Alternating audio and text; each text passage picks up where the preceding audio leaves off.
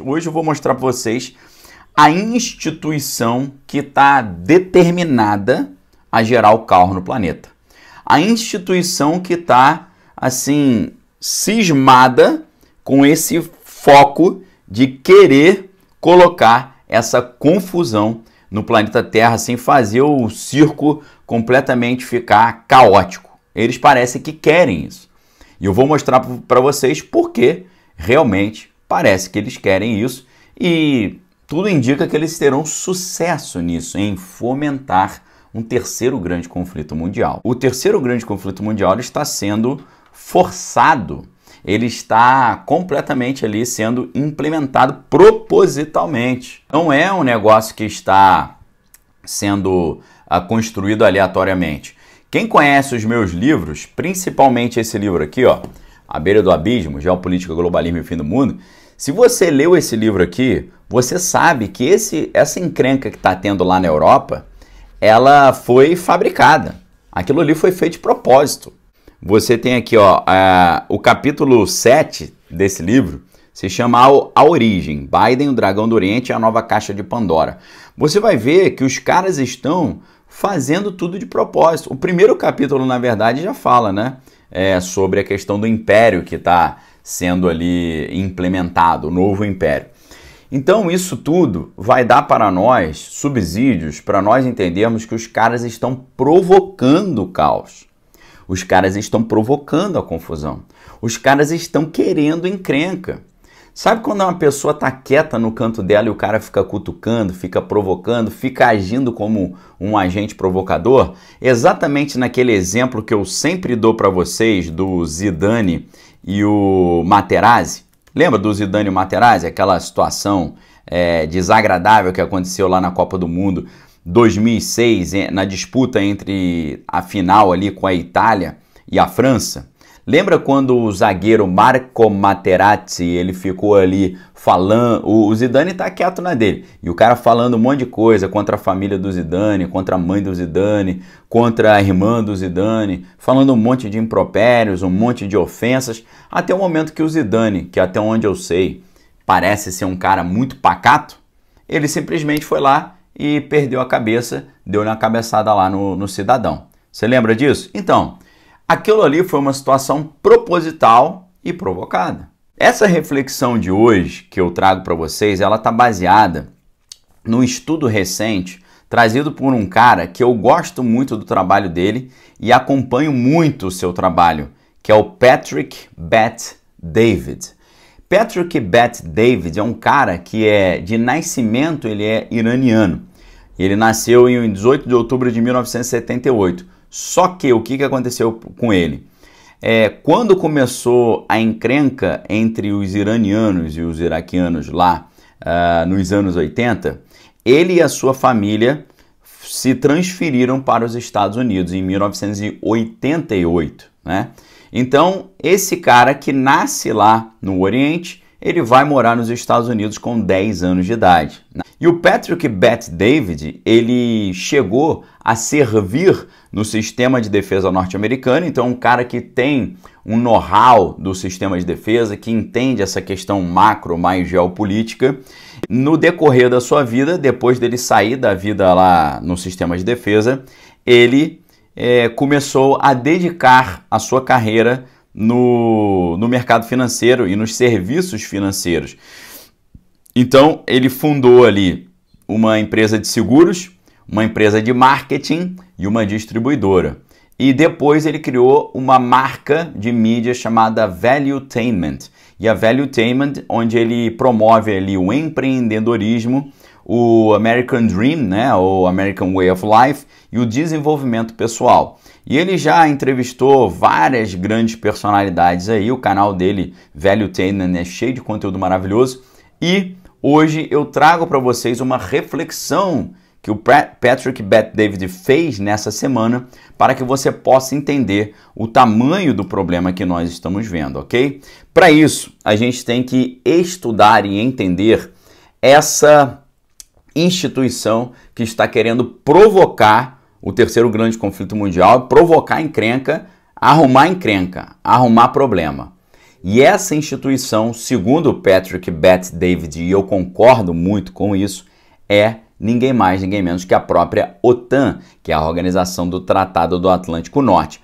Por que a OTAN? E deixa eu só falar uma coisa para você, como é que vai ser a nossa conversa hoje. No início aqui da conversa eu vou explicar para você como essa grande encrenca global, a terceira grande encrenca global, está sendo fabricada propositalmente e como o que você precisa fazer para se proteger disso, ok? Para se preparar para isso. Então eu vou mostrar o problema, depois eu vou mostrar o que está acontecendo, tá bom? Por que segundo Patrick Bet-David, esse grande investidor norte-americano, a OTAN é essa instituição que está fazendo isso? Sabe por quê? Deixa eu dar um exemplo claro para vocês. Imagine se o Putin e o governo de Moscou fizessem uma amizade com o México e colocassem no México vários equipamentos bélicos apontados para os Estados Unidos ali, do ladinho do seu território. Imagine se além disso o Putin e o governo de Moscou fizessem também uma amizade com o Canadá e colocassem um monte de equipamentos bélicos apontados para também os Estados Unidos. Você acha que os Estados Unidos iriam deixar isso acontecer normalmente? Eu pergunto para você, qual seria a resposta dos Estados Unidos para isso? Imagine que Moscou e o Putin não apenas fizessem uma amizade, uma parceria, mas convidassem o México e o Canadá, que estão ao lado dos Estados Unidos, convidassem esses dois países ali para uma aliança bélica, ok? Para uma aliança bélica. E não só convidassem para essa aliança, mas colocassem vários equipamentos bélicos apontados para os Estados Unidos. Vocês acham que os Estados Unidos permitiriam isso? Obviamente que os Estados Unidos não permitiriam isso, sabe por quê? Porque isso já aconteceu em um outro momento da história, só que não foi com os canadenses nem com os mexicanos, foram com os cubanos. Você lembra muito bem daquela crise que aconteceu quando Moscou decidiu colocar um monte de equipamento bélico apontado para os Estados Unidos, ali na ilha, pertinha dos Estados Unidos. Vocês lembram disso? Vocês lembram dessa história? Então isso já aconteceu. Moscou já colocou equipamentos bélicos ali do lado dos Estados Unidos e eles não gostaram. Quando isso aconteceu em 1962. Houve ali uma situação diplomática muito complicada que durou ali 13 dias. Foram 13 dias que o mundo quase acabou naquela época, tá? Porque entre os dias 16 e 28 de outubro de 1962, ninguém ficou sabendo se o mundo ia continuar, se ia deixar de existir, porque Khrushchev, que era o líder lá de Moscou, ele colocou ali equipamentos nucleares SS-4 na ilha, do lado ali dos Estados Unidos. Então o que eles fizeram? Eles falaram, ou você tira esses equipamentos daí dessa ilha, ou eu vou afundar a ilha. Os caras falaram isso. Então, o que nós vimos... Eu não vi, né? Você pode achar que eu estava vivo em 62, mas eu só nasceria 20 anos depois, né? Então, o mundo já viu algo semelhante a isso acontecer e nós quase fomos para um terceiro grande conflito mundial naquela época. Está acontecendo exatamente a mesma coisa. Como é que foi o desfecho? Eles retiraram os equipamentos lá da ilha, tá bom? Só que, o que aconteceu? A grande questão aqui, que a maioria não sabe, porque não aprende nas aulas de história. Eu quero perguntar uma coisa para vocês nesse momento. Por que Moscou colocou esses equipamentos bélicos lá na ilha ali dos cubanos? Por que eles fizeram isso? O que os levou a fazer isso? Que tipo de situação gerou essa ideia? Qual foi a motivação que Moscou teve para colocar esse equipamento ali. Qual foi? Primeiro, você tem que lembrar que em 1961, os americanos tentaram tomar posse da ilha, através daquela situação que aconteceu na chamada Baía dos Porquinhos, na Baía dos Porquinhos. Vários ali membros das operações especiais norte-americanas, eles tentaram entrar na ilha por essa baía, aquilo ali não deu certo. Foi uma tentativa frustrada, em 1961, tá? Então foi a primeira cutucada, a primeira provocação foi isso. Os caras tentaram tomar posse ali da ilha, em 1961. Depois, sabe o que aconteceu? Os Estados Unidos pegaram projéteis balísticos do modelo PGM-19 Júpiter e colocaram na Itália e na Turquia, apontados para Moscou, ok? Então o urso de Moscou estava quieto na dele lá, estava lá fazendo suas coisas. E o urso tem ali uma amizade com os cubanos. Mas o que acontece? A águia norte-americana veio cutucar, Agora você vai falar, Daniel, você é contra os Estados Unidos a favor de Moscou? Não, eu sou a favor de Jesus. O resto, meu amigo, isso tudo aí, ninguém vale nada nesse negócio, tá? Então eu não confio nem nos Estados Unidos, nem em Moscou. Mas é claro que entre os dois eu tô muito mais para os Estados Unidos, né? Obviamente, os Estados Unidos tem muito mais a ver com o que eu penso do que Moscou. Então, prestem bem atenção. Essa ideia de Khrushchev colocar esses projéteis na ilha cubana só aconteceu porque houve duas provocações anteriores. Qual foram as duas provocações anteriores? Primeiro, a tentativa de tomar a conta da ilha cubana através da Baía desses Porquinhos. E a segunda foi o quê? Os norte-americanos colocaram projéteis balísticos com capacidade de prejudicar Moscou, tanto em território italiano quanto em território turco. Isso em 1961. É claro que isso gera o quê? Uma resposta. Qual foi a resposta? Os caras foram lá e falaram, olha, se você está tentando tirar nossos amigos ali cubanos do poder, e se você está colocando uns negócios na Itália e na Turquia apontado para cima de mim, eu vou colocar uns negócios lá no território cubano apontado para cima de você também. Ok? É lei da proporção, lei da equivalência, tá? Só que aí o que aconteceu? Aí os Estados Unidos falam, não, que absurdo, como é que você bota isso aqui perto da minha casa? Eles falam, vocês colocaram na Itália e na Turquia, ué? Então aquilo ali foi uma situação provocada. Qual foi o desfecho disso? O desfecho foi bom, porque Moscou tirou esse equipamento lá da ilha, depois os americanos concordaram em tirar os seus equipamentos da Turquia e da Itália, e aí os Estados Unidos prometeram que nunca mais iriam tentar tomar controle da ilha, e também eles criaram uma linha direta de comunicação entre Moscou e Washington, aquele famoso telefone que eles ligavam direto um para o outro e falavam, ei, vamos fazer um terceiro grande conflito aí nuclear ou não? Ah, não, vamos aí, vamos aliviar. Então, nós estamos vendo a mesmíssima situação acontecendo. Só que dessa vez, não são diretamente os Estados Unidos que estão provocando, é a OTAN. A OTAN que está provocando, tá bom? A OTAN está provocando como? A OTAN está provocando fazendo a mesma coisa que eu falei no início. Imaginem se Moscou fizesse uma amizade, uma parceria com os mexicanos e canadenses e colocasse ali do ladinho dos Estados Unidos equipamentos bélicos ali apontados para os americanos. Os americanos iam fazer o quê? Iam reclamar pra caramba e ia gerar uma encrenca muito grande. É exatamente a mesma coisa que a Organização Atlântica, a Organização do Tratado Atlântico Norte, está fazendo com Moscou.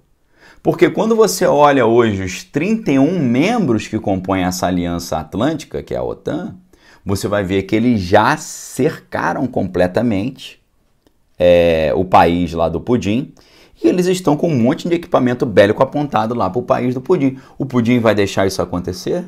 É claro que ele vai falar, peraí, cara, não tem como você botar um monte de troço apontado aqui na minha cara e eu ficar quieto, ok? Não tem como, tá? Mandar um abraço aí pro meu amigo pastor Marcelo Puller, tá aí na área. O pastor Marcelo vai ser um dos especialistas em educação financeira que vai nos ajudar tanto aqui quanto na Arca, tá bom? Já está chegando essa parceria aí que a gente está preparando. Então vejam só, a instituição hoje, portanto, que está querendo gerar o apocalipse é a OTAN, tá? Que é a Organização do Tratado do Atlântico Norte, que é uma aliança bélica intergovernamental entre 31 membros. Ela foi estabelecida em 1949, depois do segundo grande conflito mundial, porque todo mundo tinha medo de Moscou naquela época, tá? Então, essa instituição ela é um sistema de defesa, um sistema de segurança, né? Os seus membros independentes, eles concordam em defender uns aos outros de uma ofensiva de um terceiro. Ou seja, se um desses 31 países estiver debaixo de uma ofensiva, todos os demais são obrigados a entrar para ajudar, tá bom? Durante o conflito bélico frio, né, essa instituição ela funcionou como um desencorajamento a Moscou arrumar encrenca com algum desses países, tá? Porque se eles arrumassem encrenca com um, eles arrumariam encrenca com todos. Mas o que você precisa perceber agora, que é o detalhe que o Patrick Bet-David trouxe pra gente, é o seguinte. A OTAN ela foi criada em 1947. Em 1949, ela começou a ganhar os seus primeiros membros. Os primeiros membros foram 12 membros. Bélgica, Canadá, Dinamarca, França, Islândia, Itália, Luxemburgo, Holanda, Noruega, Portugal, Reino Unido e Estados Unidos. Então ela começa com 12 membros, todos esses membros ali de uma Europa mais ocidental, ou seja, afastados do Pudim, tá? Então estavam longe do Pudim, geograficamente, territorialmente. Não trazia tanta preocupação. Em 1952, aí entram na aliança a Grécia e a Turquia. Em 1955, a Alemanha começa a fazer parte. Você vai ver que está chegando ali mais para o Oriente, mais perto ali. O que foi muito estranho que aconteceu no ano de 1966 foi que a França decidiu sair do grupo. Vocês acreditam nisso? Mas ela voltou em 2009. Olha como isso foi recente. 1982, curiosamente no ano que eu nasci, a Espanha ela passou a integrar também, tá? Então, 99, os tchecos entraram, húngaros, poloneses, depois búlgaros, aí aquelas 3 repúblicas bálticas, né, Estônia, Letônia e Lituânia, os romenos, os eslovacos, os eslovenos, todo mundo entrou, albaneses, croatas. Em 2017, Montenegro entrou, 2017 também Macedônia do Norte, e neste ano corrente, ano de 2023, entrou a Finlândia. Só que a Finlândia ela tem mais de 1.000 quilômetros encostados com o território de Moscou. Olha o problema. E aí quando você olha o mapa, você vê que todos os membros mais recentes dessa aliança estão do lado do território ali do Pudim, tá? Você pode ver que, inclusive, alguns que estão com a sua adesão pendente, como é o caso de Kiev, tem assim um contato territorial gigante com o país do Pudim. É claro que esses caras estão agindo como agentes provocadores. Eles estão cutucando o urso. Eles estão enchendo a paciência do urso. Aí você fala assim, Daniel, esses países ali do lado do Pudim, que são agora da OTAN, eles têm equipamentos bélicos no seu território? Se tem, ok? Se você olha a Alemanha, os romenos, poloneses, Espanha e Turquia, você tem ali uma série de projéteis balísticos ali, tá certo? O que aconteceu com a crise em 1962, com a crise dos projéteis que foram colocados na ilha cubana, é a mesma coisa que está acontecendo hoje. Só que daquela vez eles acharam uma solução. Será que eles vão achar uma solução dessa vez? Deus queira, né? Porque se eles não acharem é o apocalipse. Então, os 31 países da OTAN e a instituição como um todo, comandada pelos Estados Unidos, eles estão cutucando o urso com vara curta. Eles estão provocando o urso. Isso aqui é uma grande provocação, tá? Isso aí é um negócio muito complicado. Agora, no dia 11 de julho, os líderes lá da OTAN, eles concordaram em começar uma aceitação de Kiev na aliança. Poxa, pessoal, para o Putin, ele não pode aceitar Kiev entrar na aliança. Assim como os Estados Unidos não aceitariam esse tipo de projétil balístico colocado em território mexicano ou canadense. Então é um negócio complicado. E aí, se no meio da encrenca que já está acontecendo lá na Europa, se Kiev passar a fazer parte da aliança, aí entra em vigor o artigo número 5 lá do Estatuto da OTAN, que diz que todos os participantes concordam que uma ofensiva contra um dos membros será considerada uma ofensiva contra todos, tá?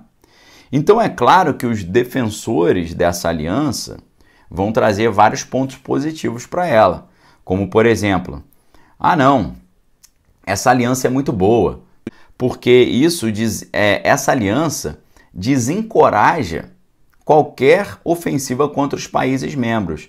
Então, o que eles dizem é o seguinte, se nós temos uma aliança bélica forte, isso deixa claro para os nossos adversários que qualquer ofensiva contra um dos membros teria como consequência uma resposta muito forte, tá? Então, outro argumento favorável. A aliança está comprometida a defender os seus membros se eles tiverem debaixo de uma ofensiva. E isso já aconteceu na prática quando eles ajudaram a resolver vários problemas no continente europeu. Tá? Agora, os contras. Tá? A OTAN, pontos contrários à OTAN, que é a instituição que quer trazer o apocalipse. A OTAN é muito cara. Tá? Os Estados Unidos gastam uma fortuna para manter essa organização, tá? O que muitos acham que não é necessário. Alguns dizem que hoje a OTAN não é mais necessária porque a OTAN foi criada em 1947 para ser uma rival do Pacto de Varsóvia. O que era o Pacto de Varsóvia? Era o grupo dos países vermelhos, uma aliança de proteção dos países vermelhos, Pacto de Varsóvia. E aí, por isso, eles criaram uma aliança de proteção dos países ocidentais, que é a OTAN. Então a OTAN existia para proteger o Ocidente do Pacto de Varsóvia. Só que o Pacto de Varsóvia deixou de existir. A União Soviética deixou de existir. Aí muitos perguntam, para que continuar com a OTAN? Moscou ainda é um inimigo? Moscou ainda é uma preocupação? Entenderam a ideia? Então muitos dizem que não precisa mais ter isso. E alguns dizem que, além disso, a OTAN ela é muito brava. Ela arruma muita encrenca. Ela fomenta briga. Ela é um negócio a OTAN é muito encrenqueira, tá certo? Porque ela quer expandir a sua zona de influência e não evitar conflitos futuros. Entendeu? Então eles falam, a OTAN ela tem mais atrapalhado do que ajudado. Ok? Aí você vai ver quem manda na OTAN e a quantidade de dinheiro gasta, né? Para você ter uma ideia, os Estados Unidos, em 2022, gastaram com a OTAN 3,47% do seu PIB. Você tem noção disso? É dinheiro pra caramba. Vou falar para você quanto de dinheiro que é. Em primeiro lugar, quem mais bota dinheiro na OTAN são os Estados Unidos, com 3,47% do seu PIB, do seu Produto Interno Bruto, a soma de todos os bens e serviços do ano no país. Segundo lugar, Reino Unido, com 2,14% do PIB. Terceiro, Alemanha, com 1,44% do PIB. Quarto lugar, França, com 1,9% do PIB. Quinto lugar, a Itália, com 1,54% do PIB. Sexto lugar, Canadá, com 1,27% do PIB. Os poloneses, com 2,42% do PIB. E a Holanda, com 1,65%. É claro que aqui tá assim, quem bota mais dinheiro e qual a proporção do PIB, né? Em dinheiro, os Estados Unidos colocam por ano 811 bilhões de dólares na OTAN. Quase 1 trilhão de dólares. 1 trilhão de dólares dá 5 trilhões de reais, tá? E o Reino Unido coloca 73 bilhões. Vejam só a disparidade. Os Estados Unidos colocam 11 vezes mais dinheiro na OTAN do que o Reino Unido, que é o segundo lugar. 11 vezes mais. Mais de 10 vezes mais. É muita grana gasta com esse negócio. O Reino Unido, 73 bilhões. Alemanha, 63 bilhões. França, 57 bilhões. Itália, 33 bilhões. Canadá, 27. Os poloneses colocam 15 bilhões. Holandeses, 15 bilhões. E os espanhóis, também 15 bilhões.